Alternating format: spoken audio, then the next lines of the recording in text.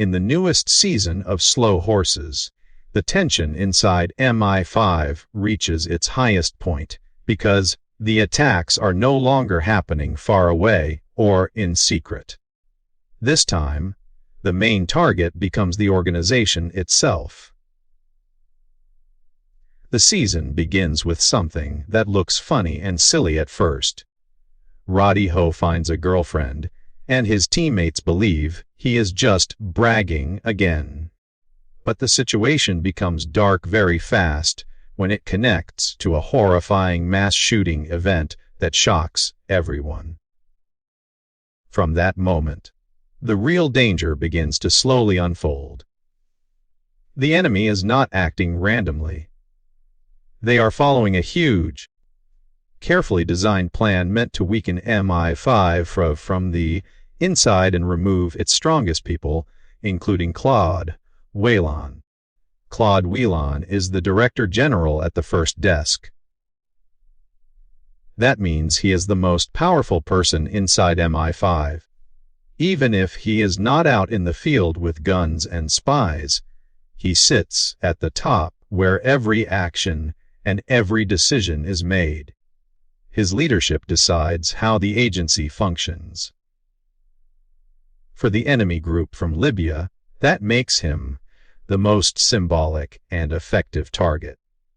They believe that attacking the head of the organization will shake the entire body and cause a complete collapse. Across the season, more information reveals why this specific group is attacking the United Kingdom and MI5. They are Libyan extremists who want revenge for their country's destruction. They blame Western nations for the chaos in Libya after foreign administration ended.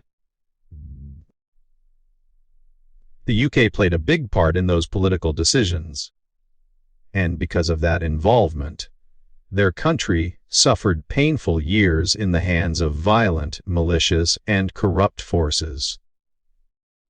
These terrorists see themselves as fighters trying to get justice for what they lost.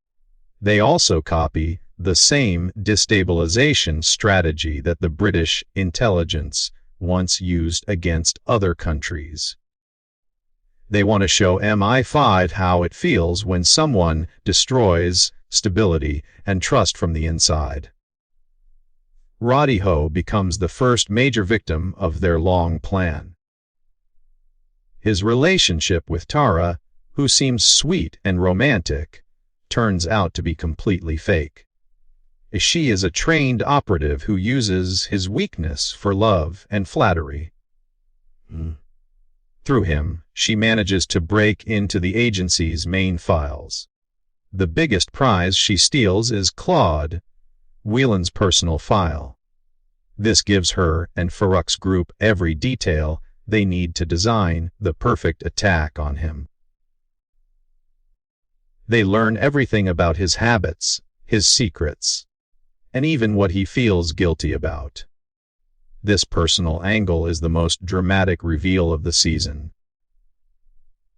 Before Whelan entered MI5, he worked as a forecaster for the British government. His job was to analyze international involvement and predict long-term results. When the UK questioned whether they should continue their support in Libya, Whelan's report was the influential piece that encouraged them to leave. He basically decided that staying there would not bring benefits to Britain anymore. The government trusted his judgment. They withdrew, and Libya soon fell deeper into disaster. The population was left unprotected, and violence took over. The terrorists blame Whelan directly. They believe his choice ruined their homeland. The anger is personal, emotional, and unforgiving. While this political revenge story grows, the agents at Slow House are struggling with their own challenges. River Cartwright spends almost the entire season in a confusing run of mistakes.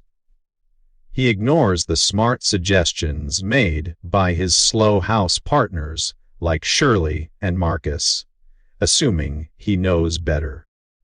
He even tries to stop a terrible situation at a public rally, but instead contributes to the death of Dennis Gimble.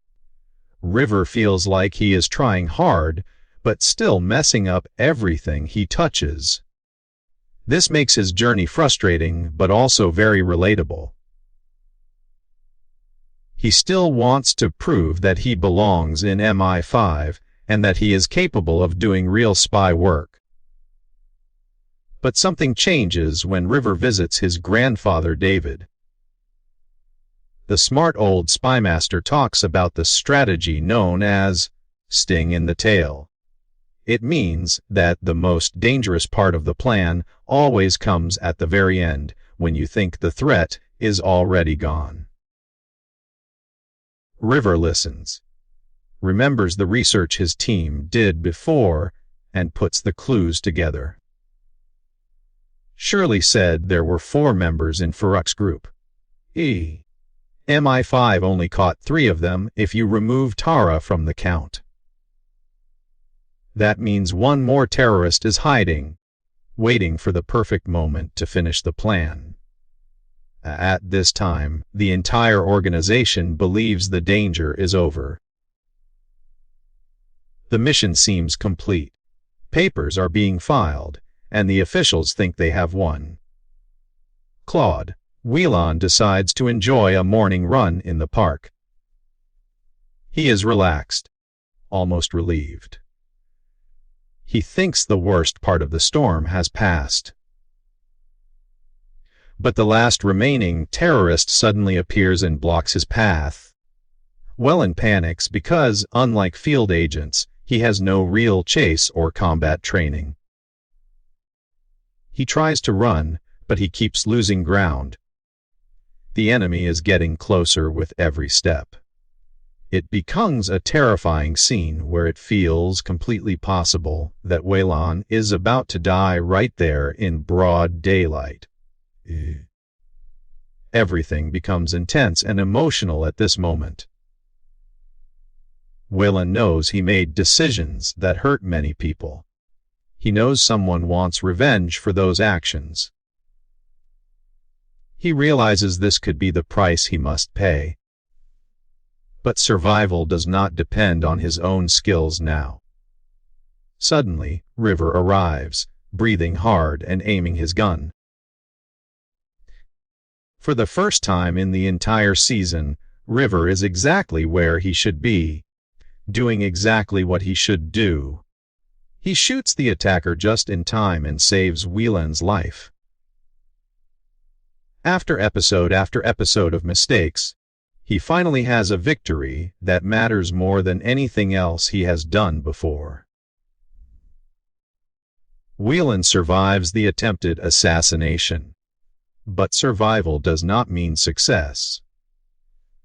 Once the agency studies everything that has happened, they discover huge failures in security, leadership, and system management. They discover that an operative seduced an MI5 agent and stole critical data without anyone noticing. They discover the terrorists almost shut down MI5's entire mainframe. And most importantly, they discover that the head of the first desk was about to be murdered while completely unaware of the danger. Claude Whelan may still be breathing, but his reputation has suffered a wound that might not heal easily. People will question his choices and his authority. He could lose the respect of his political peers. He may not be trusted to protect the country again. Deanna Taverner, who has always wanted more power, might finally get a chance to replace him. MI5 is a cut-throat world. A single mistake can end a career, and Whelan has more than one mistake mentioned against him now. The ending brings a powerful message. MI5 agents do not always die through explosions or dramatic warfare. Sometimes their careers are destroyed quietly by their own failures. Whelan's life continues into the future of the show, but his leadership may slowly fade away. His power may disappear while he stands there watching someone else take his role. The humiliation becomes almost as painful as death would have been. While Whelan walks away with his life, River walks away with something just as valuable: recognition. Even if no one announces him as a hero, his quick thinking is what protected MI5 from losing its leader and possibly the whole organization. It is expected that the future seasons will show how this moment changes his confidence and his place in Slow House. He may finally start believing in himself the way everyone always hoped he would. Slow Horses Season 5 builds a narrative where the villains aim straight at the heart of British intelligence. It is not only about bombs or threats. It is about breaking stability, breaking trust, and breaking the symbol of power. Claude Whelan becomes the perfect symbol to target. Through this storyline, the show reminds viewers that espionage is not only physical. It is psychological, political, and moral. Sometimes the final blow lands not on the body but on the reputation.